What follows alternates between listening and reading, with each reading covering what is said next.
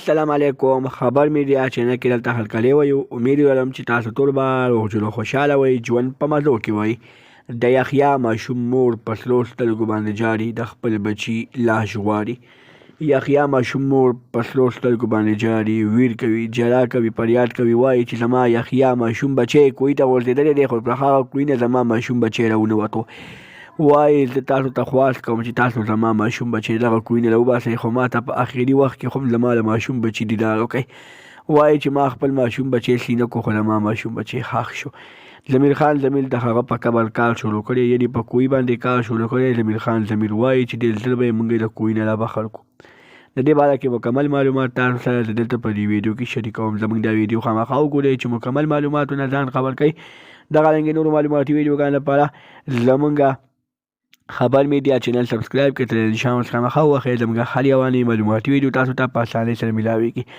دوستانو، مینوالو، کومه افسوسناکه، کومه دردناکه واقعه چې دا مخې ته شوې ده چې یو ماشوم په باره ضلع خیبر کې چې یحیی نوم یې و، هغه کوهي ته غورځېدلی و، د هغه کوهي نه د هغه لاش نه وراوتې. د هغه مور په سرو سترګو باندې جاري، ژړا کوي، ویر کوي، فریاد کوي چې ما په اخري وخت کې د خپل بچي مخ سینه کو، ما د خپل بچي مخ چلته لیدلی و، خو ما نه اوس ایل شوی دی. زما بچی به څنګه وي، څنګه به نه وي.